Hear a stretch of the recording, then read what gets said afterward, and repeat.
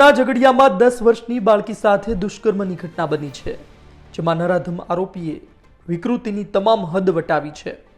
દુષ્કર્મ સાથે બાળકીના ગુપ્તાંગમાં સળિયો પણ નાખવામાં આવ્યો, જેના કારણે બાળકી ગંભીર રીતે ઘાયલ થઈ છે। હાલ તે વડોદરાની સયાજી હોસ્પિટલમાં સારવાર લઈ રહી છે, જિંદગી સામે જંગ લડી રહી છે। ભરૂચ બાર એસોસિએશન દ્વારા મહત્વપૂર્ણ નિર્ણય કરવામાં આવ્યો છે।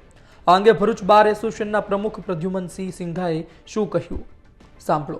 આજ રોજ સામાજિક સંસ્થાવાળા અમારી પાસે આવેલા, જેમાં ઝઘડિયામાં એક આદિવાસી બાળકી ઉપર ઉત્તરાખંડના એક હિન્દુ યુવકે જે બળાત્કાર કરેલો છે ને જે ગુજારી ઘટના છે એની લાગણી અમારે પણ દર્શાવેલી। એ લાગણી અનુસંધાને અમે એમને એટલું આશ્વાસન આપે છે કે અમારા ભરૂચ બાર એસોસિએશનનો કોઈ પણ વકીલ આવા નરાધમને છોડાવવા માટે આવે નહીં, એની અમે બધા તરફે મળીને ખાતરી આપું છું।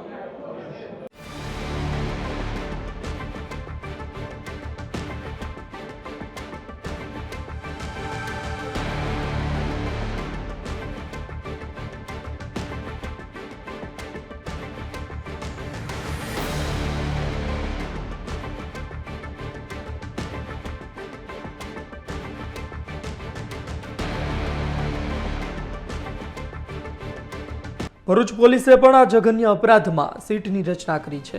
પુરાવાઓ એકત્ર કરવામાં આવી રહ્યા છે। આરોપી વિજય પાસવાનના 5 દિવસના રિમાન્ડ મેળવી ગુરુવારે સમગ્ર ઘટનાનું રિકન્સ્ટ્રક્શન કરવામાં આવ્યું હતું। ડીવાયએસપી ડોક્ટર કુશલ ઓઝાના સુપરવિઝન હેઠળ સ્પેશિયલ ઇન્વેસ્ટિગેશન ટીમ આ સમગ્ર મામલાની તપાસ કરી રહી છે।